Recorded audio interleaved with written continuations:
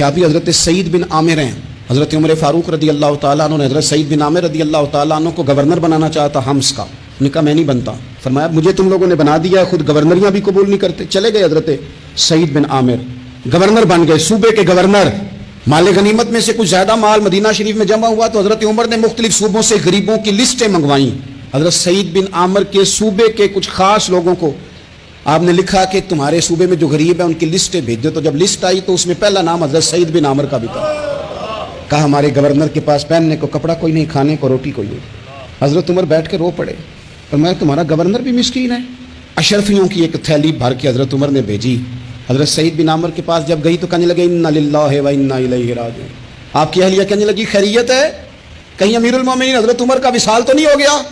फरमाने लगे नहीं। तो फरमाने लगी कोई आफत तो नहीं आ गई? कहा नहीं। इन्ना लिल्लाह क्यों पड़ा? बली मानस देखना मेरे पास दुनिया आ गई है, मैंने तो जान छुड़ाई थी इससे, तो मेरे पीछे भागती है। हज़रत सईद बिन आमिर ने सारा माल वहीं अल्लाह के हुजूर खैरात कर दिया।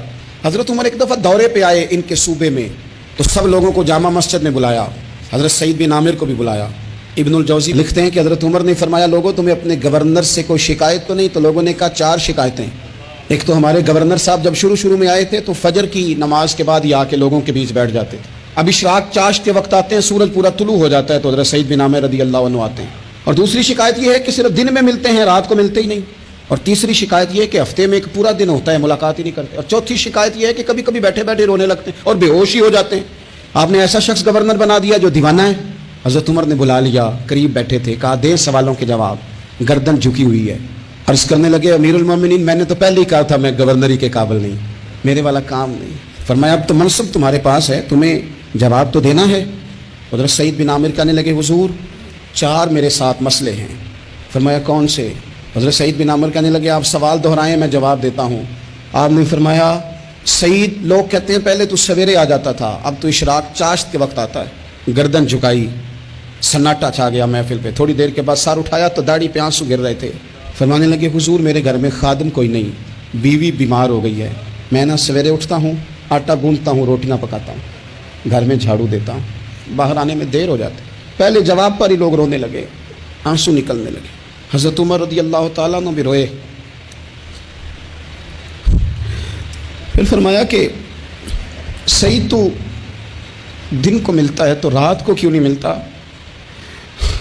अपनी दाढ़ी पकड़ ली, कहने लगे उमर सारी सफ़ेद हो गई है, अब तो लगता है फल पक गया है, पता नहीं वो कब मुझे कहेगा वापस आ जा।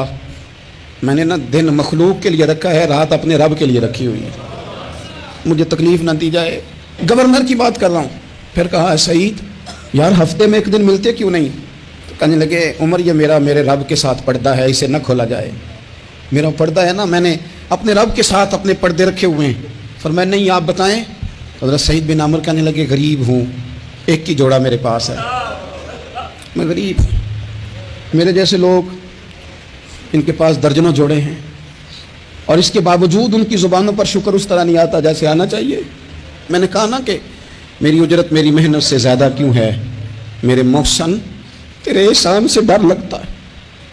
हज़रत सईद बिन आमिर कहने लगे एक जोड़ा है, हफ्ते में एक दिन धो के खुश्क होने को डाल लेता हूँ, फिर बीवी के कपड़े पहन के बैठा रहता हूँ, किस तरह घर से बाहर निकलूँ? मेरा पर्दा था, मैं अपनी गरीबियाँ लोगों के सामने नहीं रखना चाहता, मैं जानूँ मेरा रब जाने, मैं राज़ी हूँ ना उसकी रज़ा पे।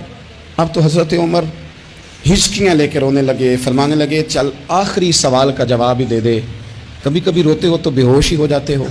हज़रत सईद बिन आमिर फिर रोने लगे। फरमाने लगे बड़ी उम्र का हो गया था जब कलमा पड़ा था, जब वो पिछले गुनाह याद आते हैं ना, मेरे सामने लोगों ने हज़रत हबीब बिन अदी को सज़ा दी थी मक्के में और मैं उस वक़्त मुसलमान नहीं था, मैं मदद नहीं कर सकता। जब वो वक्त याद आता है तो बर्दाश्त सोचता हूँ कैसे अल्लाह के हुजूर जाऊँगा। दोस्तों दुआ करना, ये वतन जो दाता साहब का है, जो बाबा फरीद का है, जो गरीबों का है, कमज़ोरों का है, मज़दूरों का है, अल्लाह इस मुल्क को भी कोई ऐसा शख्स अता फरमा दे